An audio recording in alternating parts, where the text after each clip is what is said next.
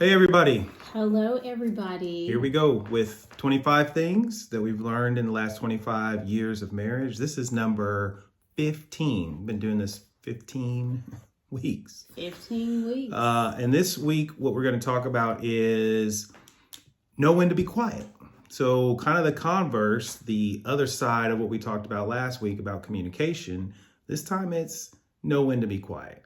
When Trent and I got married, I was dealing with a lot of trauma. I have a very interesting background. And so I was sensitive about everything. And so, anyways, I don't know if I talked about everything. Did I talk about a lot? Did everything? No. I didn't. Okay. So, anyways, he had to learn how to be married to somebody who was very sensitive and had been through a lot of trauma. Yes. I learned early when to be quiet about certain things. There were some things that were just kind of like, don't talk about that. For example,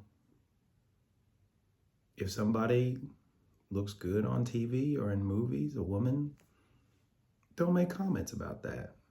That's not something that she needs to know. That's not something that I should be commenting on. I learned that. I think I even learned that before we were married.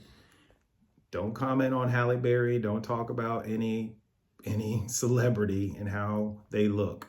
Off limits. I'm the product of an affair.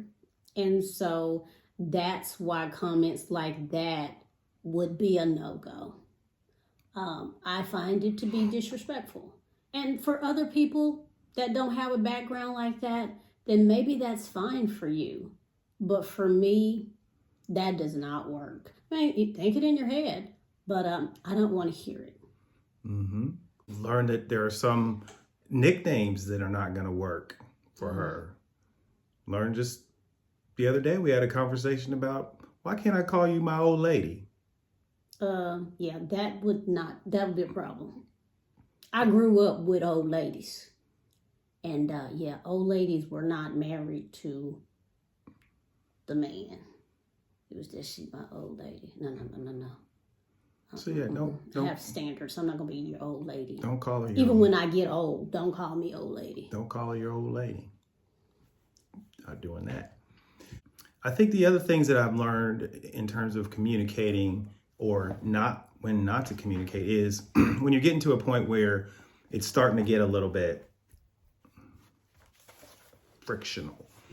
And there's a point where it's kind of like, you could push, you could kind of keep going, you could press your point, or that this is probably the time to just sort of bring it down, bring some stuff to the Lord, let the Lord handle it, and watch him do something. I can remember some times where we have had some discussions, I don't say arguments, but disagreements about something, whether it be how to spend money in a particular way, or maybe even something dealing with what we want to do with our kids, and maybe just taking it to the Lord and amazingly watching him actually change her mind on some stuff. Because when you have a girl who's like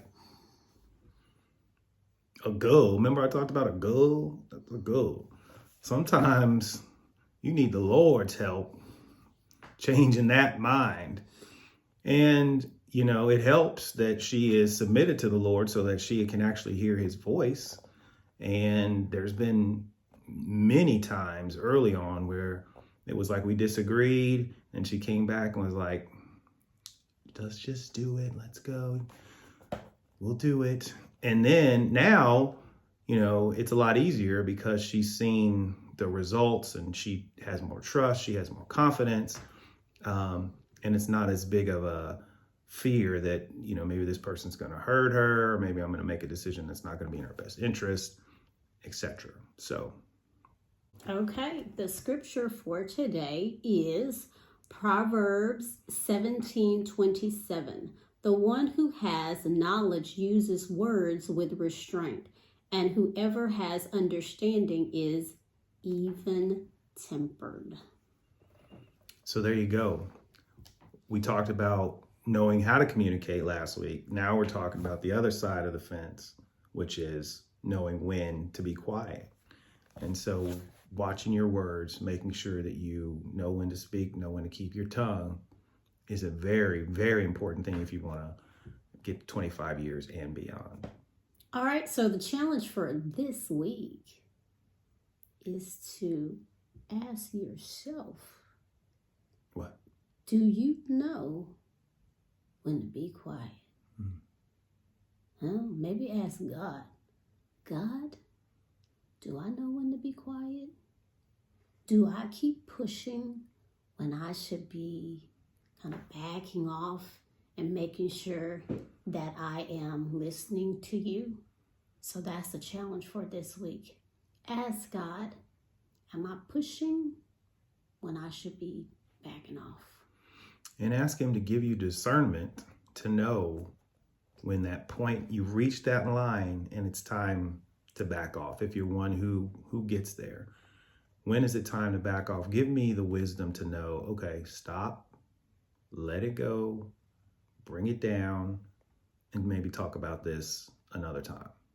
Also, if you are from a background similar to mine where you might have some triggers, you might want to ask God, okay, is this normal, or am I going this far because of things that I've dealt with, and I'm bringing it into the marriage and possibly pushing it off on him or her because of my previous experiences?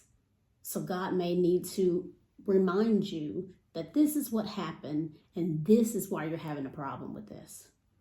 So make sure that you are listening to God and not pushing. Yes. All right. All Okay. right. These have all been very serious lately. We need to have a fun one coming up. Next week, fun one. Watch it. Watch for it. This one's not fun? It's too serious. It's very serious, and it's needed, but we need to have one that's a little lighter, Okay. a little more fun. Yeah, we do. We do. We got one. Stay tuned next week. All right. Y'all like my bun? I was trying to do something different with my hair. Yeah, don't tell me if you don't like it, though. Bye, everybody. Bye.